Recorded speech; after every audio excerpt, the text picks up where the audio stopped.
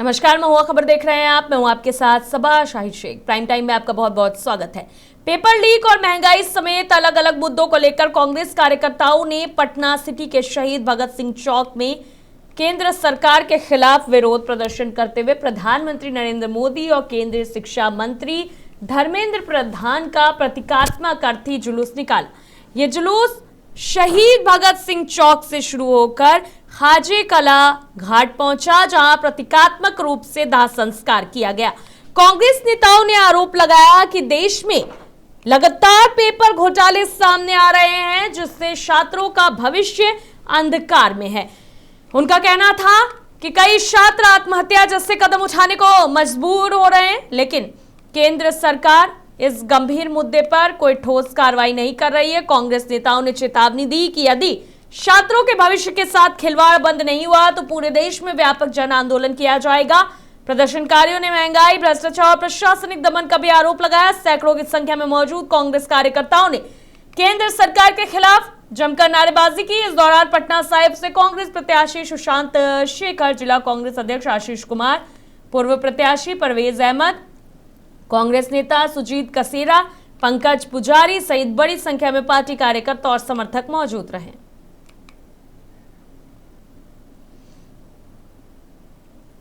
बिहार में जमीन की रजिस्ट्री जल्द महंगी हो सकती है। मुख्य सचिव की अध्यक्षता में वीडियो कॉन्फ्रेंसिंग के माध्यम से आयोजित मद्य निषेध उत्पाद एवं निबंधन विभाग की समीक्षा बैठक में भूमि के न्यूनतम प्रकलित मूल्य और स्टाम्प शुल्क में बढ़ोतरी का प्रस्ताव रखा गया। बैठक में सभी जिलों में नई व्यवस्था को पारदर्शी और तकनीक आधारित तरीके से लागू करने के निर्देश दिए गए। प्रस्ताव के अनुसार ग्रामीण क्षेत्रों में मौजूद एमवीआर से 1.6 गुना और शहरी एवं पेरिफेरल क्षेत्रों में 2 गुना तक वृद्धि की जाएगी। इसके अलावा हर वित्तीय साल में 5% की स्वतः वृद्धि और प्रत्येक 3 साल पर विस्तृत पुनरीक्षण की व्यवस्था भी लागू होगी।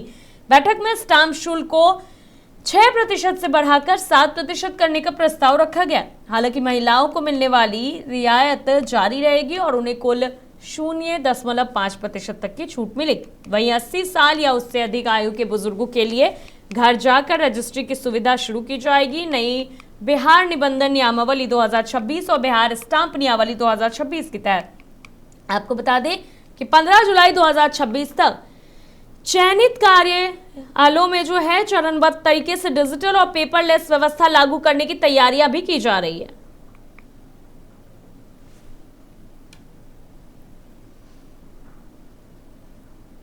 बिहार सरकार के जन कल्याण अभियान के तहत बार प्रखंड कार्यालय परिसर में आयोजित प्रखंड सहयोग सह जन कल्याण शिविर के तीसरे दिन गुरुवार को बड़ी संख्या में लोग अपनी समस्याओं के समाधान की उम्मीद लेकर पहुंचे। क्षेत्र की अलग अलग पंचायतों से आए सैकड़ों महिला एवं पुरुषों ने अलग अलग विभागों से संबंधित आवेदन अधिकारियों को सौंपे। शिविर का मुख्य उद्देश्य आम जनता की समस्याओं का त्वरित और प्रभावित समाधान सुनिश्चित करना है।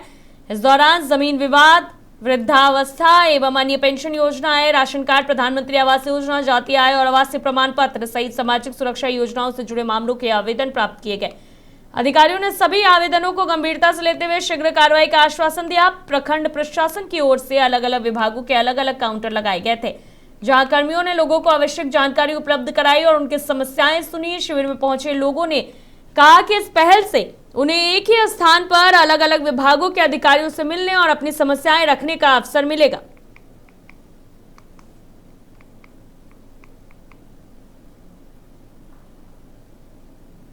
जॉब कार्ड अप्लाई किए थे कि आज कर रहे हैं? बन रहा है। क्या बता रहे हैं, कितने दिन का ये प्रोसेस है? कुछ बताए हो ना? किस्त रुक गया आपका, इसीलिए जॉब कार्ड बनवा रहे हैं। कहाँ हुआ? हाँ सर, ये सहयोग कार्यक्रम में यहाँ शिविर लगाया गया सर। इसमें कौन कौन से विभाग भाग ले? इसमें टोटल 22 विभाग का स्टॉल है और विभिन्न 22 विभागों के स्टॉल के अंतर्गत विभिन्न विभागों में जो योजनाएं चल रही है उसकी जानकारी दी गई है।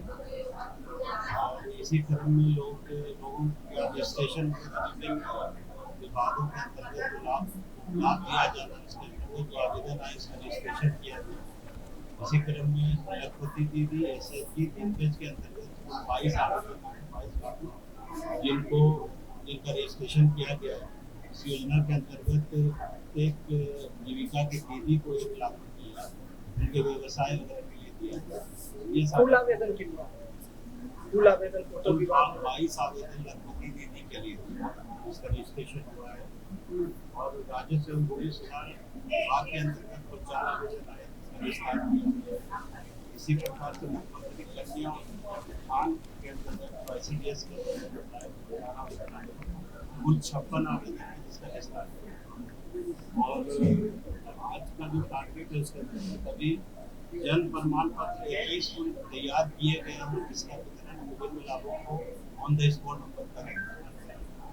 इसी प्रकार से मनरेगा के अंतर्गत 10 लाभुकों का जॉब कार्ड तैयार है, जिसका वितरण किया जाएगा। किस लिए आए हैं दीदी यहाँ? हम लोग को मजदूरी नहीं मिला है, किस पैसा भी बाकी है। किस चीज का? बोलने का। बोलने का? हाँ। यहाँ क्या परेशानी आ रही है? परेशानी नहीं मिलनी चाहिए हर बार के यहाँ ये ब्लॉक में। अच्छा, हाँ। कहाँ कौन सा है? डंगा से जॉब कार्ड अप्लाई किए थे, बन ये गया? आज कर रहे हैं? बन रहा है? क्या बता रहे हैं कितने दिन का ये प्रोसेस है? कुछ बताए हो मैंने?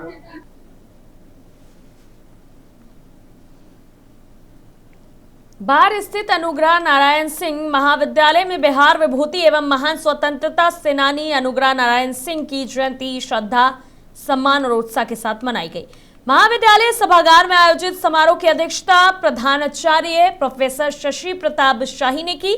कार्यक्रम में मुख्य अतिथि के रूप में बाढ़ विधायक डॉक्टर सियाराम सिंह शामिल हुए, जबकि पटना विश्वविद्यालय के पूर्व कुलपति प्रोफेसर डॉक्टर रासबिहारी प्रसाद सिंह, बिहार राज्य खाद्य आयोग के सदस्य मनोज कुमार, नगर परिषद अध्यक्ष संजय कुमार उर्फ गाय माता सहित अनेक गणमान्य लोग उपस्थित रहे।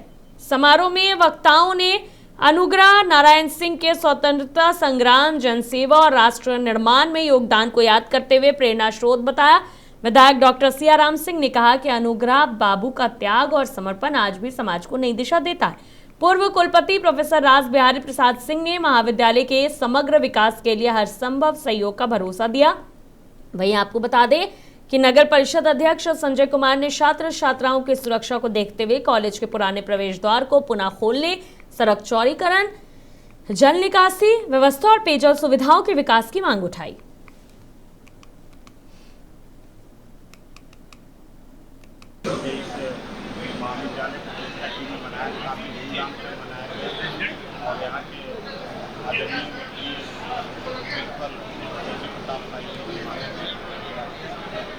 काफ़ी जो है बाढ़ की शिक्षक, राज्य शिक्षक, हमारे परिषद के अध्यक्ष और के रूप में पूर्व कुलपति रासबिहारी बाबू भी आए हुए थे। और उनका जो है आज़ादी के लड़ाई में देश को आज़ाद कराने के लिए 20 साल का उनका जो है आज़ादी के बाद 20 साल वित्त मंत्री रहे। देखिए भाई, अनुग्रह बाबू स्वतंत्रता सेनानी थे, उनके नाम पर कॉलेज है और कॉलेज इतना पुराना है, जितना इस कॉलेज को आगे बढ़ना चाहिए था बढ़ा नहीं। अब यहाँ पर देखिए नगर परिषद के माननीय अध्यक्ष जी ने एकदम मर्दानगी में कहा कि हम तैयार हैं। ये तैयार है तो हम भी तैयार हैं। तीसरी बार आए हैं, कुछ दे करके जाए। ये बता रहे हैं कि गेट बंद है, गेट खुलना चाहिए। ये सब हो जाएगा, सब हो जाएगा। हम लोग सर यहाँ के बच्चों के लिए सर कुछ मांग है सर, नए कोर्स के लिए, जैसे सर यहाँ पहले इवनिंग में सर लॉ का चलता था पढ़ाई सर। सब बातें ध्यान में है जी, और ओवरऑल विकास के लिए हम संकल्पित है, करेंगे। टाइम पास नहीं करेंगे, कुछ करेंगे, ये आपको आश्वासन। हमको बिना मौका आए और सेवा के भावना से हम लोग को जो बोला था नगर परिषद की तरफ से, ये बहुत सुंदर है। तो बोले बगल में रास्ता, पहले रास्ता ये था, बहुत दयनीय स्थिति है। प्रशासन का सहयोग हो, 1 महीना के अंदर हम नाला बना देंगे, बड़ा प्रोजेक्ट बना देंगे। एक प्रशासन और ये गेट खुलना चाहिए। बच्चियाँ रोड पे जाती हैं, जाम रहता है, कभी कुछ घटना घट जाएगा। इस रोड में बच्चियों के लिए सबसे आसान होगा। इस रोड को हम लोग चौड़ीकरण कर रहे हैं, सामने चौड़ीकरण हो रहा है। इसलिए बाढ़ का सुंदर रोड बनेगा, स्वच्छ बनेगा, नाला बनेगा, शेड लगा देंगे बच्चियों को, लड़कों के लिए लैट्रिन बना देंगे, बाथरूम बना देंगे, कल लगा देंगे। इसीलिए हमने कहा कि इस गेट को खोला जाए और कहा सुरक्षित। पटना जिले के बाढ़ अनुमंडल अंतर्गत बेलछी थाना क्षेत्र में पुलिस ने बिजली विभाग के सामान की चोरी के मामले में बड़ी कार्रवाई करते हुए 4 आरोपियों को गिरफ्तार किया है। पुलिस ने चोरी किए गए विद्युत उपकरणों से लदे एक ट्रैक्टर ट्रॉली को भी जब्त किया है। ये कार्रवाई 17 जून 2026 को गुप्त सूचना के आधार पर की गई। जानकारी के अनुसार पुलिस को सूचना मिली थी कि फतेहपुर खंदा गांव से लाल रंग के ट्रैक्टर ट्रॉली पर बिजली के खंभों में लगे लोहे के सामान, वी क्रॉस और अन्य उपकरण चोरी कर ले जाए जा रहे हैं। इसके बाद वरीय अधिकारियों के निर्देश पर विशेष छापेमारी दल का गठन किया गया। पुलिस ने त्वरित कार्रवाई करते हुए वाहन का पीछा किया और मस्तियों पेट्रोल पंप के समीप ट्रैक्टर ट्रॉली को चोरी के सामान के साथ पकड़ लिया। मौके पर पहुंचे बिजली विभाग के कर्मियों ने जांच के दौरान बताया कि 12 बिजली के पोल और 2 डीपी से उपकरण खोलकर चोरी की गई थी। मामले में बेलछी थाना में प्राथमिकी दर्ज कर आगे की कार्रवाई शुरू कर दी गई है। हालांकि गिरफ्तार आरोपियों की पहचान कुमार मुनित, विपिन कुमार यादव, रोहित कुमार और मनीष कुमार के रूप में हुई है। पुलिस गिरोह के अन्य सदस्यों की तलाश में लगी हुई है।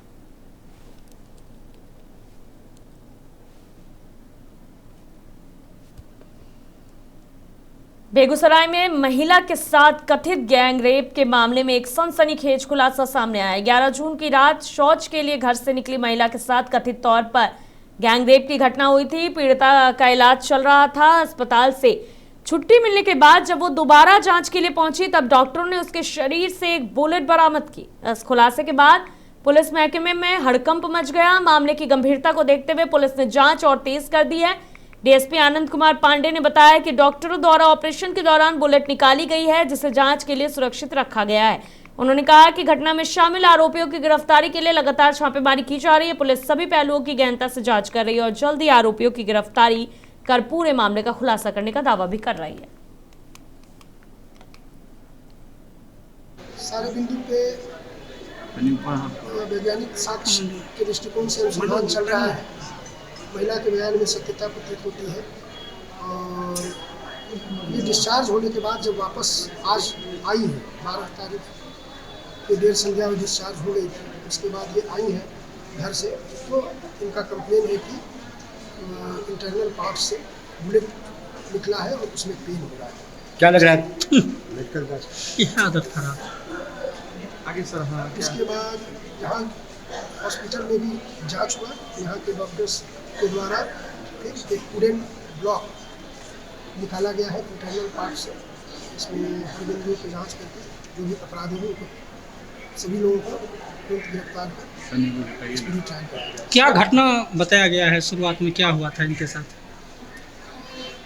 आरोप लगाए हैं और जो माननीय न्यायालय में बयान दिया है कि ये घटना 11 तारीख की घटना है। रात्रि की जब ये शौच करने गई थी तो कुछ लोगों ने हाथ लगा के उनके साथ दुष्कर्म किया।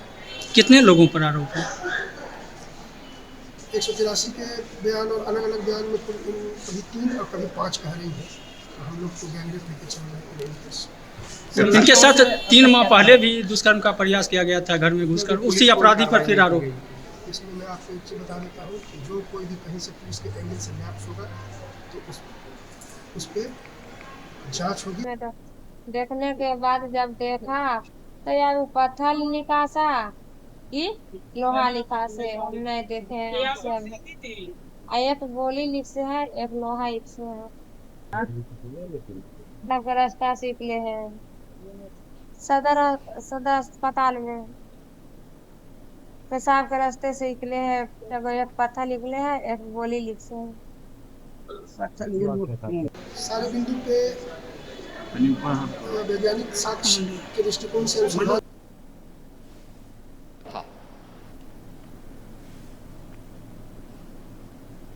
आपको बता दें कि उत्तर प्रदेश के मुख्यमंत्री योगी आदित्यनाथ ने अयोध्या में संबोधन किया। साथ ही साथ आपको बता दें कि वीरों की भी बातें बताई और इतिहास का भी वर्णन किया। फिलहाल के लिए इतना ही। देखते रहिए महुआ खबर। नमस्कार।